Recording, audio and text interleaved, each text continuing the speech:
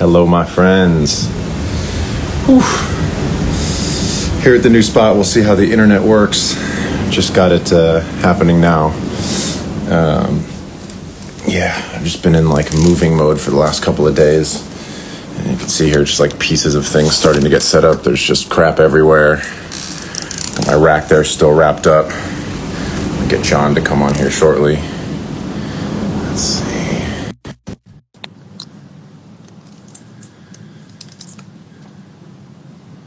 Waiting for Jon. What's up, buddy? Yo, real-time setup for you right now. Yeah, I'm in full, you can see back here, I was just showing out here, got the racks just starting to go, got my main rack there with the rug rolled up. So you got the UTA stuff, distressor, old 1176, pulled some things in, put some things out. You know, this is the mix setup right now. Yeah, speakers. No monitors yet. Oh, after this, I'm definitely gonna get you to link me with the PMC people. It's time. Okay, cool. Maybe I can roll out with them too. Yeah, I wanna. That'd be amazing. That'd be amazing. I'm basically going to be moving all this week, and hopefully by kind of beginning of next week, we'll have a somewhat of a setup going. Cool. I'm trying to do. I was texting you about it like an hour ago. I thought it might be cool to talk a little bit about just how I'm thinking about doing a new home setup. Because I've probably done, home recording / production setups. I've probably done that 40 times maybe.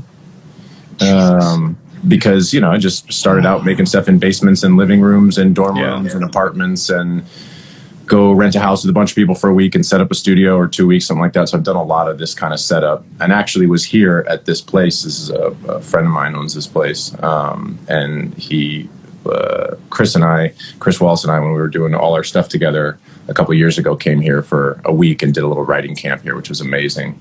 But now I'm going to be here a little bit more permanently. But yeah, man, it's been really interesting to kind of walk into a room and think about both for usability of living space and for how to think about what might be useful as a studio, what's going to sound good, because certainly as soon as you get into a room that isn't constructed for sound, even ones that are, we've talked about, can be really a bummer sonically, but especially things that aren't made for it. Trying to figure out what's going to be the most comfortable setup. Unfortunately, this place has a nice little nook in the living room. Nice. Windows? Yeah, windows. That's yeah. So it's gonna be great. It's a nice little house. Looks like the ceilings are high enough. Yeah, so exactly. So it's got this sort of angled ceilings, and actually the walls here, there's a closet with some stuff in it, and the wall on this side is only kind of a half a wall. So I don't have, with the exception of front and back, which is pretty far back, I don't really have parallel walls. Yeah. It's going to be really helpful, and I'm not going to be blasting things in here anyway. So, but it's been interesting. I've been thinking a lot about some of the stuff we talked about workflow and setting up your environment such that it's the best for just creativity or mixing or whatever you're doing. And for me, it's going to be production ideas. So I'm really going to try to have everything basically at my fingertips. I'm going to have the rack of keyboards right there, the desk here, which is basically a dining room table. I'm going to put some covering on it, but actually have keyboards sitting on there. I got my MS-20. Going to have a few other things. Basically, have everything at my fingertips. So the work that might change as soon as the unfuck dudes come over to see your spot. But yeah, that's the other thing too. That's my idea right now. But I imagine it's going to change because I'm going to try to settle in here. Yeah. So we'll see what makes the most sense. How you been, man? How you doing? Good. Had a nice weekend away with my wonderful girlfriend. We went to Ojai. I saw delicious looking food and so much good food and chill time by a pool. And were you actually cooking or you were just feasting? No, feasting. No cooking this time around. Trying to get so much feasting. Yesterday's was Rafi's in Glendale. She just ordered it all. It just Persianed out, man. Just so much. Oh, there she is. That sounds amazing. She just joined on the chat. Yeah. It was fantastic. So I'm just actually right up till at 12 o'clock. I was mixing, just kind of catch up on some stuff. And at 12, I was like, oh shit, I got to put the AirPods in. I'm back to it. I'm so excited. It's just like these weekends away get me so inspired to come back and work too. So I feel like I have to do it more regularly to kind of get pumped for the mix week. Again, talking about taking breaks for psychological breaks, creative breaks, so you can come back and hit it harder. And so we've talked about a lot before is it really works. Yeah, getting it and both the micro and macro. The micro of maybe working for 45 minutes at a time, taking a 15-minute break, walking around, doing a push-up, having a coffee, then just coming one back. push-up. Just one push-up. One half of a push-up. Just the decline. Or spending, if you're going to work for a few weeks, take a weekend away and don't half work on that weekend. Actually take a full day or two off. Nothing. It's no email, no communication. I had a couple of things on the drive up to Ojai that were pretty pressing, and they were kind of out of my control. They were in the mastering phase, and I kind of just tried to see if they would work themselves out. And by Monday, they all worked themselves out without me doing anything. And it was great. It was like, sick.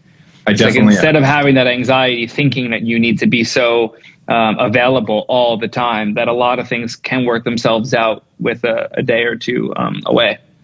That's definitely something that I think a lot of people who do what we do get into a headspace of every detail, wanting to be involved with every little aspect of it. And I'm still learning how to do this. Obviously you are as well, to realize things might actually work out okay if we're not involved in every little.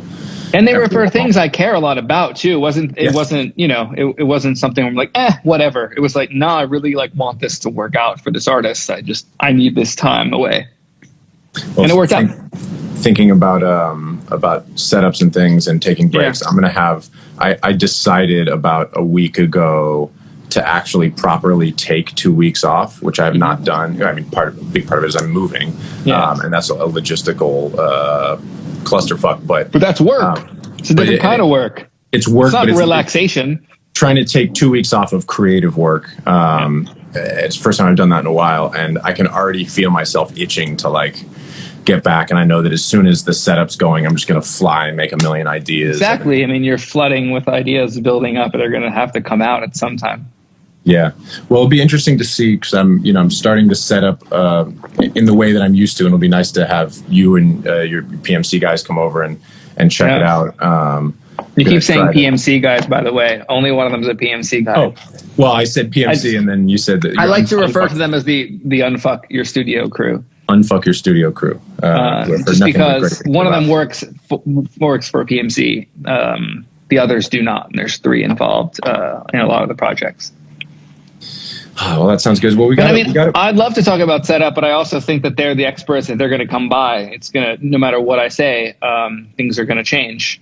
Yeah, I don't know that we really need to go deep into setup and get your opinion on stuff. I know a lot of people have sent me messages asking about it and asking how I'm thinking about it. So I'll just kind of blab on it periodically, I guess. A couple people have asked both on the DMs and then now on the chat about tube traps, and it sounds like based on we chatted about it briefly last week. We actually have 2 different kinds of tubular things in our studios that function very differently. So I'm not an expert on. Despite the fact that I've set up about 40 studios and houses, I would not call myself an expert. Well, you seem to say that yours are resonant chambers, basically. Yes. So the ones that I have are hollow, cylindrical. They're 1-inch fiberglass. Eric Valentine somehow discovered/designed his own version of them. I think another studio person had them in a studio, and Eric really liked how they functioned as bass traps. They're basically 1-inch thick. Cylindrical, hollow fiberglass tube traps with fabric around them, obviously, so you don't get fiberglass everywhere. Constructed by Kian Reardon and Francesco at Barefoot Studios back when I was still there. I brought them over to Swing House when I was there, brought them to the house I was just at, and I brought a couple here, put a few in storage. And at least when we were testing them at Barefoot and Swing House, they do a nice resonate. They resonate at different bass frequencies, which helps even out the room, especially in the listening position. But the cylindrical things that you have in your studio are acting as sort of a wall, essentially. Yeah, and you have reflective surfaces in there, diffusion, absorption, all in one. It's called the Attack Wall. And it's made by a company called Acoustic Science Research. And if you look at a cross section of what's inside, there's a lot going on that I could never explain, but it's definitely not hollow. So they're function definitely very different differently. tube traps. Yeah, so yours are specifically designed in a specific array to create both absorption and diffusion and reflection in a certain way, and mine are created by mad scientist Eric Valentine and crew over the course of a few studios that function as bass traps. So hopefully that answers people's questions. They're two different different things, but I brought a few in here, and I don't know that I'm going to get in here and shoot the room with and without them. I'm just going to kind of have them because they also are, function in the same way that a blanket would function. That they're a soft surface, and so they knock down some reflections, and they look a little space age too. So let's see, we got a bunch of good questions. Q&A 3, let's go. Q&A 3. A question we got maybe once or twice before, but I don't know if we went deep into it, or maybe there's a little bit more we can go into it. I think I asked you a few questions, which is questions about file management, session organization, folder structure, backups, all that kind of stuff. Maybe we can go from you use hard drive backups. You don't yet use a cloud. Yeah, I have 3 hard drives going at a time. Yeah, I have actually probably 4. I have my internal work drive, a Time Machine backup, and then 2 archival backups for everything else. So 4 hard drives going all at one time, I guess. And they're pretty much always plugged in and always working. I used to have one main drive with 2 backups that I'd have like a daily backup, and then I would say a week, but it's probably more like once a month I'd go to a 3rd deep backup. Yeah. I have since switched over to Backblaze, a cloud backup service that a number of people I know use, and I have not had to recover anything from it yet, so I don't know how great that is, but I've heard... It's probably worth testing. Yeah, I've heard from a number of professionals that it's great. So I have both my main hard drive and then a sort of deep backup archive, which is, a few terabytes of old sessions and things that are on a drive, but also backed up into the cloud. And that basically does it, I don't know, literally in real time, but every few minutes it's backing up. So I no longer have an array of physical hard drive backups. Yeah, someone probably knows better than me, but those kind of things sometimes mess up Pro Tools. Like if you have Dropbox running in the background, for example, and it's constantly updating, Pro Tools hates that. Yeah, I've heard that about Dropbox as well. Backblaze, I've not had any of those problems with. Cool. Dave Rosen, my buddy, who does film composition, was in this band, The Parlor Mob, that I produced back in the day. A good friend of mine, he uses it. I think Kian Reardon, works with St. Vincent, used to work with Eric, and so much other stuff he uses as well, and a few other people mentioned it. So hopefully that answers. I might check that out. But I think you and I both agree, backing up is super fucking important. Mm-hmm. Back your shit up. Backing up is important, and labeling things neatly so you know how to get back. I always have an example of when you're doing, maybe you're at version 11 of a mix, and because production's changing, arrangements changing, like a lot of stuff's changing throughout the process. This could be over 2 years, it could be over 2 weeks. If someone, you're at mix 11 and the artist goes, man, everything sounds perfect right now, but the bass in mix 2 just sounded sick, something about the bass in mix 2, I want to be able to get back to mix 2 while they're on the line with me, like really fast, just for that bass to import session data. So having a mark of when the latest bounces are saved to a session is the most important. I think last week I went over my way and kind of the Tony Maserati camp way of labeling. Figure out your own way of labeling, whatever makes sense to you, that a bounce has a corresponding session title. So you can get back to that. Say your method again, because it was we have well, I don't want to take credit for the method. It's Tony Maserati's method, but it's your initial, then dot, then a number for the day, then an incremental number after another dot. So maybe 1.7, and maybe put a note next to it. And I usually put like vocals. Maybe that's when I started the vocals. So I like the instrumental now, and I'm starting on the vocal. And then you would do dot and then another number, which is the bounce number, like the version, however you label your bounces. V3, we do improg. So whatever it is, that number, the third number corresponds to the bounce that goes to the client. Yeah. So when the client says, I like the bass from mix 2, but the vocals and everything else from mix 11, I can get back to mix 2 bass. So there's always a last number that tells me what that bounce was on what day.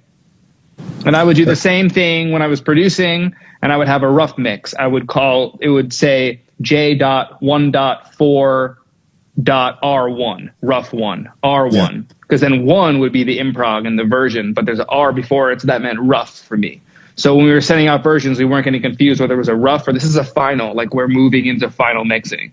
Because as you do, when I was producing a lot, I would mix my own production. So I had to know, are we in rough mode or am I supposed to deliver a mix? It seems like an important thing, which I actually don't do. I do lots of versions, and maybe I'll talk about that in a second. But when I'm naming things, I don't do a end of day or every time I bounce. Like I don't have a system for that. I generally am as soon as I bounce something, the next time I open it up, I do a save as. But I think. But how would you know what to get back? Which one to get back to on what? Exactly. Day? Yeah. I mean, you're going to guess in the email when you sent it to yourself to listen to in the car. It's just like too much guesswork. Yeah, I think. I think I've never met anyone who's too organized. Yeah. No such thing. I think every producer, every mixer, especially writers and producers, have some sort of, like, you walk into somebody's room and it looks like a disaster, but they know where everything is. That's a really nice idea, and it probably works for most people, including me. I'm sort of talking to myself on this because that's how a lot of my shit works. But it turns out the more you can get in practice of good organization, the easier your workflow is going to be. The easier you're going to be able to recall things, like backing up, labeling. When I'm producing stuff, when I'm writing stuff. It's usually just I open a session and it's got a date on it. As soon as we have a song title, I do a save as with a title. As soon as there's a drum loop, I do a save as with like quick production or just like first prod or something. Like I just do names of everything as we're writing it. So there's all kinds of versions. So if 3 hours in, the singer's like, I like that drum beat you did first. What happened to that? I go, fuck. And then you can get back to it. So I think naming and naming and naming and naming, you can't, they're small files. You're also that stuff translates to real life, right? Just going back a second, I'm the opposite of what you described. It's like, well, it's a mess up in here, but I know where everything is. Yeah. If I put the wine opener in the wrong drawer, I'm never going to find that wine opener. Like, I just don't understand it. So I think it's actually worth pointing out to oneself what type you are and saying, do I need to be super neat and tidy? Whether that's in my home, my car, and my sessions, my computer, that's like digital landscape. That's like the digital hygiene and all this, like cleaning up that space where you create, whether that's analog or digital. It's my computer. It's where everything is. And that's neat. Like if the desktop gets too full, it's usually 2 things on there, just hard drives, right? Like right now there's some screenshots because I took some screenshots for a friend had a baby and I was like, I want that to have, and he sent me a photo. And then there's screenshots of random shit from mix buses that I didn't have the settings of or whatever. It could be anything that has to be cleaned up to another file folder at some point. Like they're just too messy. So if you're how messy mine is right now. But I think either way works, right? There's no right and wrong. So if someone's listening and hearing us talk about tidiness, there's a difference between tidiness and organization. You can be, but I would say that most people would probably thrive more with organization of some sort and some sort of tidiness. I think everybody benefits from it. Like I said, I've met many people who are not organized enough, and I think I've literally never met a record maker of any type that's too organized. Yeah, just never once. Never. I was like, that's a little unnecessary. So given that everybody is either, and if they do, they're projecting onto you their insecurity about how they're not. Right. My assessment of it has never been that I've met anybody that's too organized. Let's see if there's anything else in there. It was session organization, file management, naming. Can't emphasize that stuff more. There's not much more to say on it, but I can't emphasize the importance of it anymore. It's super important. That's what makes you reliable and professional and people coming back to you. Because the minute you lose stems as a mixer and you lose a session, you can't get back to a mix. They're like, why are we working with this guy? Like, there's no forgiving on that stuff. Yeah, and I think to get to sort of a meta-philosophical thing, one of the reasons you and I got that Topo Chico, I love it. One of the reasons you and I are doing these things is because there's so much information, good and bad, but some very good, about tips about what plugin to use on your kick drum and how to do this specific thing and what tools. We'll differ on those. But one of the reasons that I think we're doing this is to talk about the things that we talk about a lot, which I think are not discussed on other conversations, YouTube things, which are things like how to be a professional and how to be organized and how to deal with stress and how to take breaks. And those things actually really, once you learn the skills, because everybody can make music now and it's a beautiful thing. And the thing that separates the professionals from the amateurs is no longer, can you get a great snare sound? It's now, how do you relate to the business? What's your mental health like? What's your poise like? What's your professionalism like? How can you be most efficient? How can you live a happy life while doing it? I think those are the things that you and I both, after doing this for more than a decade, some of us upwards of 2 decades. I think I'm 17 years in or something now. I'm like 25 in, given that I recorded my first band when I was 11. Right. Jesus. So, you know, like what you learn after a certain point is how to just live your life and manage the stresses and be focused and be organized. So things like organization are fucking hugely important. They're so important. And we also go back to organizing your day and your routine and just getting things out of the way. It always comes back to that, to be honest. Like clearing the mind, however you need to do that, whether it's exercise, meditation, eating, drinking enough water throughout the day. Like, you know, it's just all, whoa, what is that? I've never seen that before. That's a giant question. Yeah, I pulled that up. Somebody asked the question, where do you, given we're talking about hard drives and things, where do you run sessions from? I didn't mean to pull it up. All internal for me. All internal. Yeah. I think I have a flash drive built into my iMac Pro, and it's super fast, and there's 2 terabytes there. So I just run 1 terabyte. As soon as it gets to that, I put them back onto an archive drive that has 8 terabytes, just running all the time. But I run off my internal because it's super fast. I never get playback stops. So, yeah, I run mine off a USB 3 flash drive. Yeah, that's what my backups are. Yeah. Yeah. So that was a giant press tracks. It was a giant question. Huge. Yeah. Okay. What else? Let's see. You touched on this maybe last week or the week before, and so I would say there's a lot of discussion about things like this. But and I just went through a version of this recently where I was producing a song, so producing something that had some other people involved. Do you ever discuss the arrangement with a client if there seems to be too much happening in a production? And you know, we talked about this before. Dylan asked this.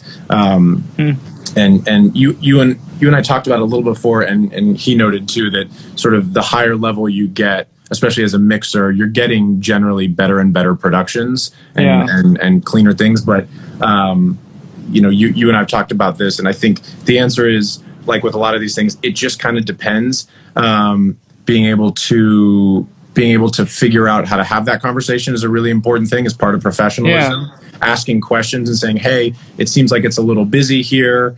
I was thinking about this. What do you know, getting being able to have the dialogue is more important than anything else, rather than saying, I've made this creative decision for you. What do you think? Depending on the relationship too, though. If you have a great relationship, I know you mix a lot of consistently with people. And so you guys. I'm not a changer of arrangement though. Like that's not my first go-to thought. It's how do I get all this to work? And man, thinking about where, with the people I'm working with, the arrangements are pretty tight most of the time. My only complaints can be that they're a bit repetitive, and then that's where I'm at in my head. It's like, well, how do I make this feel interesting? I haven't really gotten an over arrangement in a minute that I could point to and give an example of. I would say that if that is the case, definitely talk before making any move. Definitely call the producer, artist, get someone on the phone and say, hey, like, okay, I understand. Also come at a place of understanding. Like, I understand why it feels this way in the density here, but a few of these parts feel a little redundant. No, Ivan, it's not you as the over arranger. Your stuff is compact and tight with a shitload of tracks, but they're doing different things and they talk to each other. So no, you're not an over arranger. Well, I would say is that I've been hired quite a bit in my career as kind of a finisher, where sometimes that means I'm mixing as well, but sometimes it means I'm just taking an 85% or 90% production and taking it to 100. That's some of the stuff I did with One Direction. I've been hired to do that for a lot of different things. And that is probably the clearest example of, oftentimes I'm getting a production that's too dense. And what the label just thinks is, hey, it just doesn't quite sound right yet. You're still there? Yeah. that doesn't sound right yet. And so oftentimes I'm actually being hired to pull back a lot of the arrangement and rebuild things. But I think no matter what, it's really about having a conversation. I mean, a lot of this gets back to learning how to communicate and having good dialogue with the people you're working with and figuring out what they need. Because oftentimes people are hiring you because they want your take and your ears and your perspective. And it doesn't mean you should go do your thing and just send them a file. But if they're saying, hey, do this, can you mix this? Can you finish this production? Call them up and say, hey, I checked it out. Here's some thoughts. Here's some ways I can approach it. And maybe only send it to the producer, only send it to the A&R, send it to someone to see if the one person that's kind of speaking on behalf of the team and where it's at, and kind of going that route instead of, hey, I think this is tight. Here it is, everybody. It's like, I don't know about that, because one person might like it and 3 might not. And then if you send it to that person that liked it, they could bridge the gap and have that compromise conversation with you in the middle before you send it to the people that think, oh, I don't like this anymore. What did you do to my song? So, again, it's back to communication. You're so right. That's really it. That's another aspect of record making which doesn't get talked about a lot, which is, for lack of a better term, the politics of a project, but not politics in terms of like, there's two people pitted against each other and you need to do some like Machiavellian something or other. But there's a reason there's a spokesperson involved.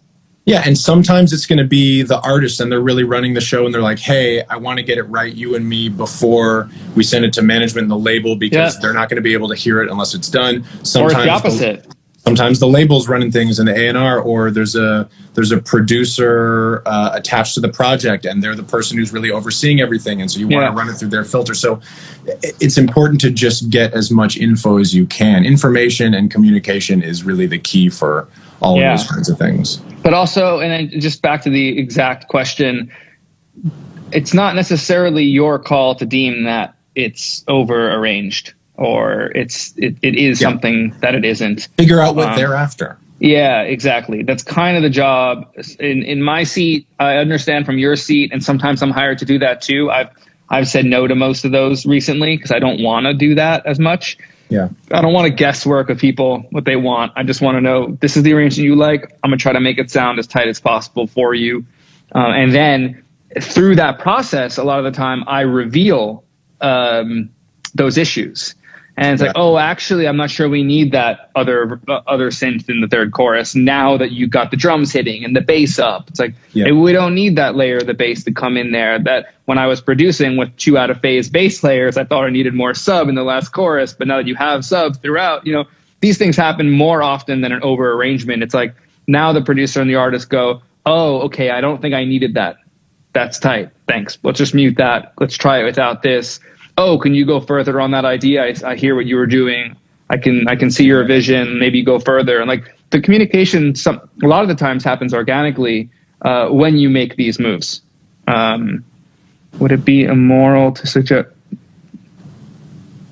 No, it wouldn't be immoral to suggest arrangement. Anything you can always suggest. What they're asking is if you make arrangement changes, then you say, hey, can I get some money for my arrangement help on the project? I assume that's what that is. I read that wrong. Like if you make a production suggestion and you're getting hired to mix, and then never they do it for that reason. Yeah, don't. So if that conversation comes up, sure, that's not why you make those moves ever. Is it immoral? No one's going to think you're less of a human with well wishes towards others because you suggested getting paid for the work that you've done. Yeah. But if it's that dramatic of a change, a lot of the time the producer will say, hey, I think that's worthy of arrangement credit and additional production credit. And that's also dependent on your relationship with them previously. I think, yes, I love that Ivan just said that, Brashak just said that. Yeah, that's up to them to decide. Is it worth your manager having a conversation? If it was dramatic and they don't, maybe they're unaware of protocol here, then yes, it is. That's why it is not immoral to suggest it. I think by and large, your goal should be to have long-term, they talk about compound interest, compound relationships. You want to be able to have a great working relationship with a number of people for years and years. Yeah. It's a huge benefit to your career, and it's super underrated. Ivan, yes, it should be standard. It's too much to get into in the 30 minutes left on the call.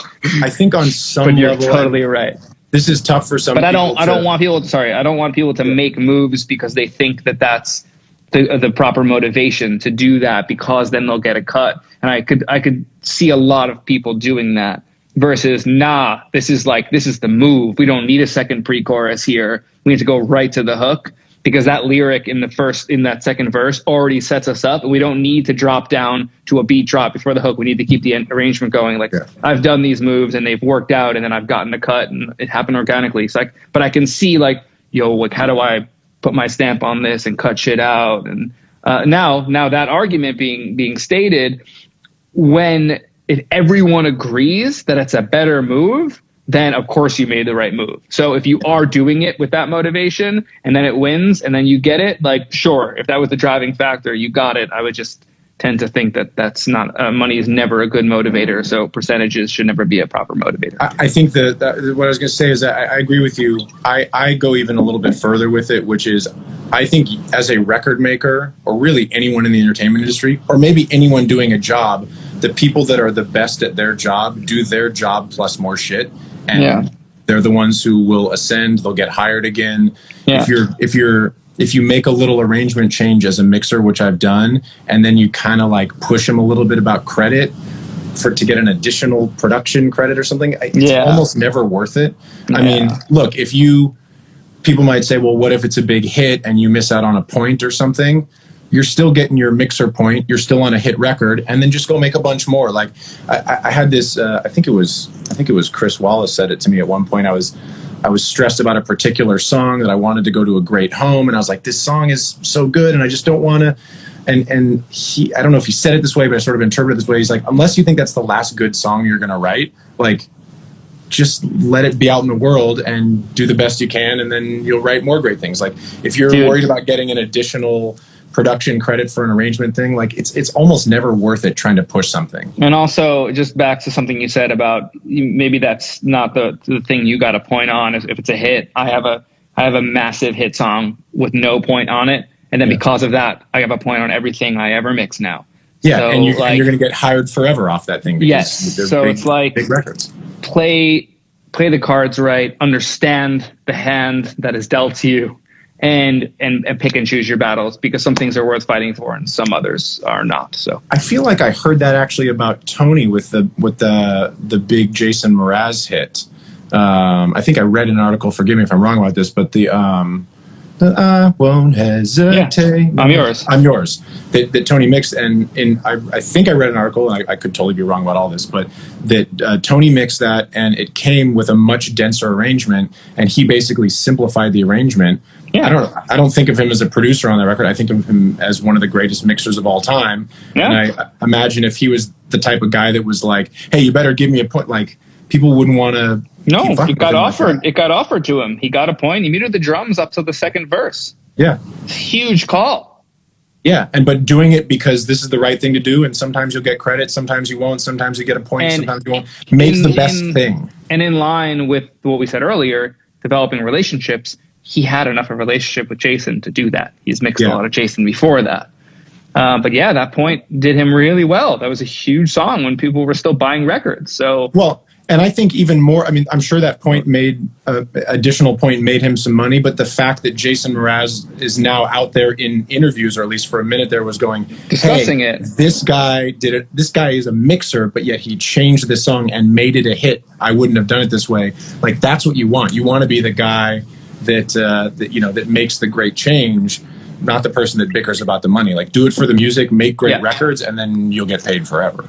Yeah. There was a good question here. Oh, I wanted to say one other thing about conversing with clients about things. Yeah. We may have talked about this before, but I've gotten the question a lot, both on these streams and even in the past, the complaint about A&Rs with bad bad notes, or they say, I just want the chorus to be bigger, or I just want people complaining about that. And I understand the frustration when you get notes that are weird. or don't make sense or something. But I actually am generally of the belief that that's our job. Like that's almost the entirety of the job is. Because even and I haven't thought through this deeply, but I've talked about it a few times. When you use words for sound, there actually aren't that many words for sound. They're mostly words from other senses that we've pulled over. Things are heavy, or things are sharp, or things those are tactile and weight, or things are bright. That's a visual thing. That's not a sonic thing. So the idea that we have good language for how to make sound happen better is very difficult. And so what our job is, whether you're a producer, whether you're a co-writer, whether you're a mixer, whether you're a mastering engineer, is to figure out how to translate someone going, I want it to feel bigger, and knowing what the move is, and unpacking, okay, how do I make, what do they like? What do they mean? What are they hearing? Where are they hearing in the song? Yeah, warm. It needs to be cool. I've got this. So it should be a bit cooler, or it feels too edgy, and those things that's what our job is. I mean, it's kind of fun and funny to complain about those a little bit, but the people that are the best. Yeah, I don't find it funny at all. It's annoying. Well, complaining about it's annoying because no note is a bad note. I mean, there's a reason someone's saying something, and if there's a consensus that person is right, then it makes its way to the top priority of what to assess, right?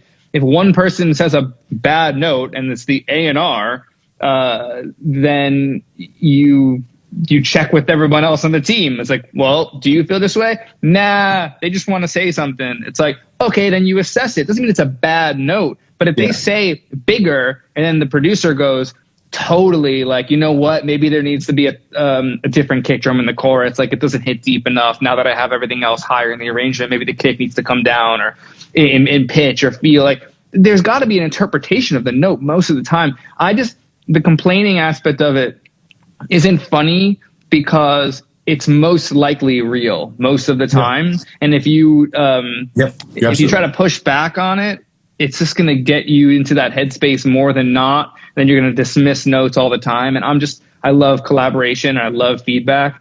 Now, what I don't like and what I could potentially complain about here in the long run is you're at mix 11, like I said earlier, and they're giving notes on the arrangement of the song. That's my least favorite thing. It's just like, man, you guys sent this off to mix. We're at mix 11 and you still don't like the second verse melody. That's not a note, though. And by the way, like I remember the first song I did with One Direction, which is the best song ever, which was already 90% finished or 85% finished when it came to me as a producer, and so I did some drums, did some guitars, played with the arrangement a little bit, put some live instrumentation on it, and then sent it off to Serban. And I think he did 15 mix revisions, and then like on number 11, they were like, "Hey, can we put this beatboxing thing back in the song?"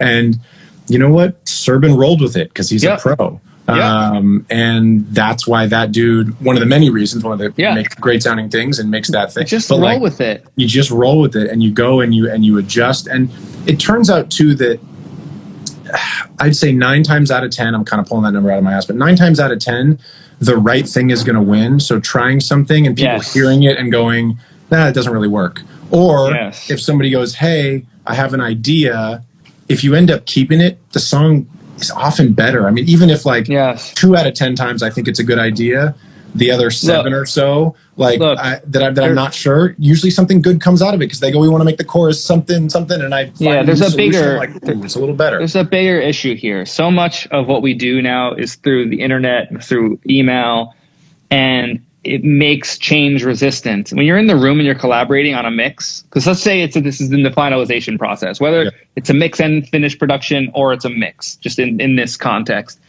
it's just like I've never engaged face to face with this person, and you're going to start complaining about this. I mean, what do you want to do? Let's hop on a stream. Let's hop on a FaceTime. Let's talk. If we were in the room, it's like fighting with a significant other over a text message. Just like most of the time, it's going to be not that bad if you're in person and you're seeing each other's facial expressions, that you're on the same team and you're like, we're in this together. Let's make this work. And it's the same thing when you're making a record. We're in it together. I'm not doing this for the money. Like most of the time, I would say that there's probably a couple of times I'm like, I could probably just use this, whatever. Especially exactly. Thanks, Ivan. I want to try things. You always want to try things because exactly what you said, the best idea is going to win.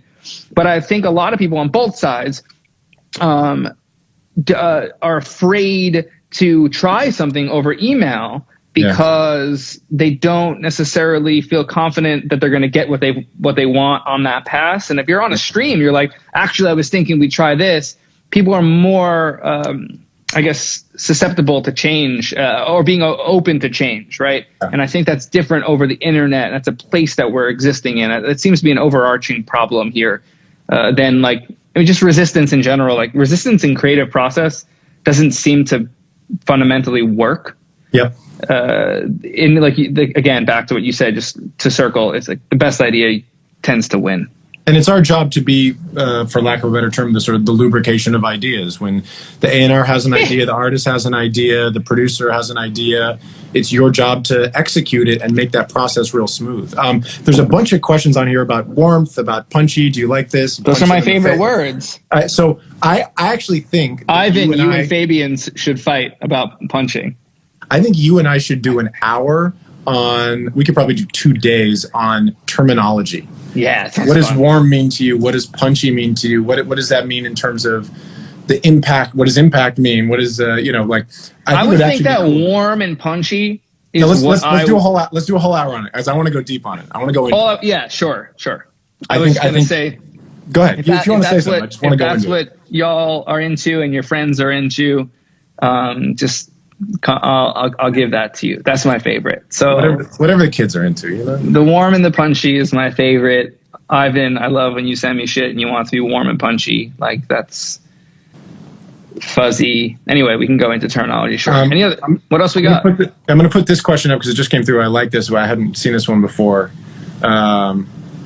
Hearing health. I have been wearing earplugs since I was playing in rock bands. I do have a very mild amount of tinnitus occasionally. I wear earplugs when I'm on long car rides, on airplanes. I've basically been trying to protect my ears since I was a teenager, but especially since my early 20s, like being in clubs, being in bars. The best like short-term hearing repair is good sleep. I mean, nothing beats that. The idea of fresh ears, I've probably said the phrase fresh ears 1,000 times in my life and typed it another 500. Getting good sleep, eating well. I mean, this, we get back to like health and fitness, and your body is a complex system, and hearing health is really about physical health and mental health more than anything. Is that John Mayer's next single? What? Your body is a physical complex system. Your body is a complex system, an interrelated complex system. Your body is full of microbiome. I don't know. Do you have thoughts about hearing health? A lot. You said most of it. Sleep. It's my biggest nightmare. It's my biggest fear. It's tinnitus. Every once in a while, I'll go to bed at night with ringing in the ears if I work too late and I sleep and my head's on the pillow. Like I sleep on my side a lot. Yeah. And then I'm like, this better fucking go away tomorrow. It's just, it's my biggest fear. It happens often. It used to happen more often. Now it doesn't. So hearing health, for me is monitoring levels and earplugs when you're out. Oh my God, your body is a microbiome. So good. Yeah. Look, the answer to it is, but be in good physical health, protect your ears. Yeah, Nick's. So I would say for a lot of people, Nick's quieter than you think. I'm a loud mixer, so I'm not taking my own advice. I've changed a bit. I like how my speakers sound both loud and quiet. They're very low distortion. So distortion is what's hurting your ears and damaging your ears. So back to monitoring conversations, proper monitoring, the less distortion, the safer your ears are going to be at louder volumes, because distortion is what damages your ears in lengthy periods of time. So on your monitor controller, this is some actual advice. I would set two numbers or 2 clicks on where you like to mix. I've seen people do that, Right? So you do that, actually. I do. I mostly mix on my Grace Design at 60, whatever that means to anybody. I'm just giving a difference. You're setting two places where you're like, I should not go louder than this for the most part. And then I turn it up to like 76 to 78 or 80. And that's on that number. I think in my room, that's like 100 SPL versus 60 is probably like 82. Yeah. And I'll go up to 100 just to make sure I'm feeling that kick, because I love having a visceral feeling to drums and to bass. And at quiet volumes, you just can't get that impact, right? You can't energize the room enough to get feedback from the room, which is what you get when you're out at a club or a bar or in the car in a tighter space. So, but thinking about that, having two places that you go, it's like a dim switch on a console. You have the high one, you have the low one, and setting that, and don't even think about changing it. Because when you think about mixing score mixers for movies, they're not allowed to change the volume. There's a standard set, and the volume knob never changes. We have the flexibility to do that, but also you're going to judge improvements differently, because you're going to just turn up the speaker volume loud and be like, oh, that sounds great. It's like, no. You have to leave the speakers at a certain volume, at least for an extended period of time, to know if the improvement's right. Because we're always judging if we're adding gain from a new instance of a plugin or a piece of analog gear. So what are you actually hearing is really what matters, and that's monitoring in general. But on a more fundamental scale, where you set your monitoring lets you make those judgment calls of improvement or not improvement. Well, so that also will benefit your hearing health if you listen lower most of the time. Turn it up to feel it great. And as we've talked about Fletcher-Munson curve, you start turning up things too loud, the frequency range changes in your hearing. And then also as you mix for long hours or produce or whatever for long hours, or even you're just tired after a long day, you will pretty consistently try to turn things up to hear them more clearly when your ears start fatiguing. So having something on your monitor controller to know where too loud is. That seems like a really least distortion possible in your monitoring, which includes your converter. So Ivan is saying, do you recommend getting a monitor controller for use with an Apollo? I say get rid of the Apollo, because the Apollo converters are distorting. And that's a larger conversation that we can get to on the side. Ivan, I would recommend something more like a Lynx Hilo or Aurora that has way lower distortion numbers. You already have the PMC 226s. I know that. So your next step would be getting a cleaner converter. So not a monitor controller yet. Okay, let's see. We got about 13 minutes left. Somebody asked on production side about guitars, which I thought was kind of a fun topic. And literally just, how do I make guitars sound good? How do I produce them? How do I get good sounds? Zach asked this. I came up playing in rock bands and, watching Eric Valentine put 4 amps and 9 mics up and make the most amazing shit. He had a robot that was in a 3-dimensional plane that he would control from the control room to actually play with the phase, with one mic here and then the other one. And so I came up from a very engineering dense guitar background. I probably have like 7 guitars and I have a bunch of amps, although now so many things are in the box, it's changed a bit. I would say, I don't know. I don't actually have a good answer for how do you make guitars better, other than play a lot and try a lot of things and listen to classic guitar. I think with guitar arrangement, I wouldn't listen to quote unquote guitar players, but I'd listen to guitar based pop music to see how those things are arranged. Michael Jackson records are amazing for things like that. Prince, even like modern stuff, well, before they kind of became pure pop, but like Maroon 5, which are really going back to MJ and Prince. If you're making distorted rock stuff, there's obviously lots of great 90s and 2000s stuff. But I think trying to do research into the best pop records rather than getting into amps and things like that, especially because I don't think most people on here are really using guitar. I'm not really using guitar amps anymore, and I got a bunch of amazing shit. But Nile Rodgers stuff, even that last Daft Punk album, Get Lucky. Punk, clean sounds great. Yeah. Can we just jump back? Because someone asked, can we have a converter talk? I don't really want to do a whole thing on converters, but I want to say one thing about them, because I definitely just kind of snuck that in about the Apollo. Yeah. I have an issue with all-in-one boxes, right? Things that do more than one thing that a lot of other companies or certain companies will specialize in, right? Mm-hmm. So and let's put a monetary, like a number on this. If you're spending $2,000 on an Apollo, and it has 4 built-in preamps. It has a monitor controller built in. It has 8 inputs and outputs of conversion happening with more possibilities for expansion depending on the cards. It has a headphone amp. Like all these all-in-one things, or most of them, at a certain price point, you just can't get the maximized version of each of them in that box, right? It fundamentally just won't fit in a sense. I think that the Lynx Aurora has gotten they have no preamps in there, but they have a card for it, so there's expansion in there. But it doesn't have a monitor controller built in. It has headphone amp, so you're sacrificing a couple, and that price point is double the price of an Apollo. It's like it probably starts at $3,800, I think, or $4,000 for those things. Yeah, if you're talking about these cheaper, if you're talking about these cheaper all-in-one things, you're getting some sort of distortion.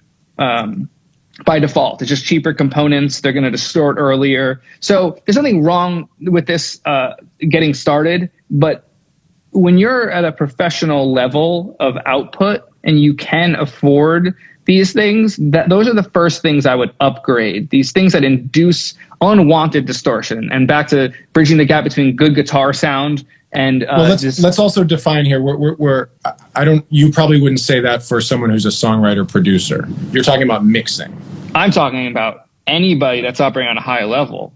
Maybe not a top liner that's only recording a quick demo. No. You think it's worth it for everybody. Me to spend $4,000 on converters? Yes. Because you're making something that is going to sound done at one point. The closer it sounds to done in the beginning, the more clear vision it has to not be overproduced, to not need to go through extra steps of trying to find clarity because you're not building up the conversion, right? Yeah, I think everybody. This is one of the few places where you and I probably disagree. I think unless I have a 6-figure investment in a studio, I don't think $4,000 on converters versus $2,000 on an Apollo is worth the money. I think that extra $4,000 is better spent on keyboards, on fun things, on creative tools. But you and I can disagree on that. Yeah, I don't think it's a right or I think they are all important. So to deem one more important than the other, if you gave me an extra $2,000 to put in my studio, I'm buying another keyboard or something fun to play with. I'd probably do that 10 more times before I buy new converters. Yeah. What if you have a keyboard that gives you that you use more than others most of the time, that already gives you the creative juice that you need, and you think you need more when a better converter could also do a job of bringing more clarity to that synth that gives you more inspiration, more findings, more nuance. And maybe if I did some A/Bs with converters and I heard a keyboard through a converter's better than the Apollo, all of a sudden I'd be like, holy shit, this is nice. Yeah, a Moog through an Apollo and a Moog through the Aurora is a completely different Moog. I have done it, so I'm going to speak on behalf of having done it. I've done versions of that in the past. Not even a comparison. Not in years, and it wasn't enough of a difference for me to want to change. But sure, we may do that in the future, and I might be convinced otherwise. Such a dramatic difference in the amount of low end, because it changes from a square wave to a sine wave. When you're trying, why would you want a convert? This is my argument against it. And then if it's not that big of a difference, it's like you're putting a beautiful long sine wave that gives you like an 808 drum machine. Like if you're actually using a real 808 or a Moog, for example, these are beautiful sine waves that have extended bottom, and you're going to square up those waves and get rid of low end before you've decided on how much low end you want. You're not going to need to. It's a step closer to the final product, because you're not going to need to boost low end on your Moog. If you're getting the true low end of the Moog, you're going to be like, oh, this sounds better already. So you're not going to fuck with an EQ and then box yourself in, because you're not a mixer, and not you are, but someone that's not a mixer is going to think like, oh, I need more low end. How do I get this? It's like, wait, but if I just captured the Moog has the right amount of low end, but you're distorting the Moog through an Apollo or a look. I mean, as you describe it, you're absolutely right. I've just not had that experience hearing things, but so maybe I need to just hear it Yeah, I mean, hear them together. It's when you finally get monitors that show distortion more vividly. Yeah, you're wondering where it's coming from. And let's get those DMs, the unfucking studio guys, get them over here. You start to, seriously though, it's impossible to unhear once you hear it. Yeah, and then it's a visual thing too. Like send a Moog through an Apollo, send it through an Aurora, and you'll see the wave. It's different. I cannot wait to do this. I cannot wait to do this. So anyway, it always goes back to monitoring, exactly what Michael just said there. It always goes back to that. And you can't hear the difference if you don't have the proper monitoring to hear the difference. And to say that it doesn't matter as a producer versus a mixer, it's like... I'm not saying it doesn't matter. Just if you're spending a few $1,000s on something, I think for most people, that money, unless you're at a really high level where you have a lot of budget, I think that money specified though in the beginning of this conversation that I'm talking about if you're operating on a high level and budget is not quite the issue, then I think you should. That's what I started up by saying, just to clarify. I'm not saying the person that has $300 in their pocket and needs a converter, a USB converter to even get audio to be heard out of a computer, like get yourself an Apollo Twin and let's get started. I guess I probably just wanted to jump in with to clarify that you're doing it with that premise. Yes. So not just mixers, but producers as well, but people with a huge amount of budget. Because I know there's a lot of people, we get questions about, do you like an SM7? And these are not people that have an extra few $1,000s to buy converters, but I can't wait to do that. It's definitely something. Converters are not something that should be super geeked out on and thought of too much, like on gear sluts in the engineer community. I think a lot of the engineers go way too far in this, but there are better ones than others. Yeah. And we should distill down which ones they are and then pick one. If you're you should bring some converters over when you come by. Well, the company would have to give them to you because I can't take them out of my rack. There's going to be no downtime here. But this is something to be to care about as early as possible. That's why I'm kind of fighting back on it doesn't matter early on. Is like it should be considered that you want to upgrade so it doesn't become the foundation of your rig and you're just like, well, now I have it. It's like, Well, and your rig, the fidelity of your rig is only as good as the weakest link in the chain. Exactly. So if you have everything that's exceptional and you have shit converters, they're going through that pipe at some point. So everything's coming out with that fidelity. So that's again, talking about, maybe we should do a whole episode on gain staging, signal flow and all that. Also, producers generally create in rooms that don't sound the best until they've been in a room that does sound the best and then they want it. Right. I agree with both of you. Yeah, well, I mean, but you hear stories, like, especially when I talk to Spider when he's doing a PMC room and so big name producer finally putting their first studio together and they're from the ground up.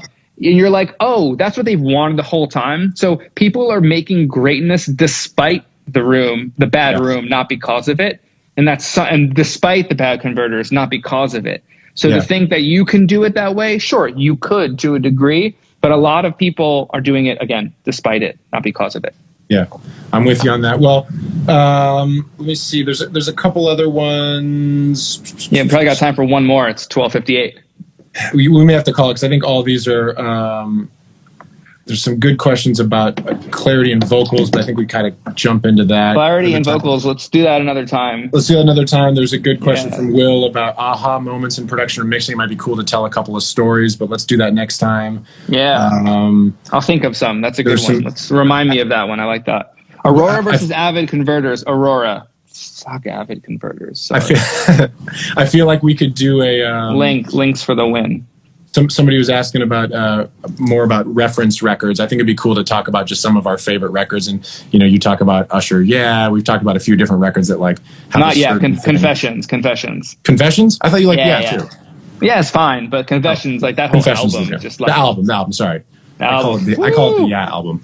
Okay, got it. I think it's Confessions. It's an amazing album. All right, cool. Well, yeah, it's going to cut off in a minute here. So yep. Thank you guys for tuning in. We're gonna throw up a couple more. I'm a little backlogged because of the move, but we're gonna get more of the podcasts up. We got more things going on the YouTube, the Live with Matt Rad, and Live with Matt Rad clips. See, we've been putting some clips on the Live with Matt Rad Instagram. So dope. You're getting a lot of love from them. People are really into what you're doing. So yeah, keep it up, man. I'm glad it's useful to people. Please hit us up. Somebody's asking about streaming too. We're going to maybe try to find some other streaming options, some sound options. Some people are hitting us up about that. Some people have been taking show notes, and I thank you guys. We're going to go through some of those and maybe have them up somewhere. If you guys have any other thoughts, any ways that you think you can get this information out there. We're looking at maybe trying to get some Reels content, some TikTok content. I just have been swamped and haven't found a good way to get things into 15 seconds. But whatever you guys can do to help, hit us up. Windows. Beautiful, beautiful. I love you, John. I'll talk to you soon, my friend. Back to the mix. Bye, guys. Peace.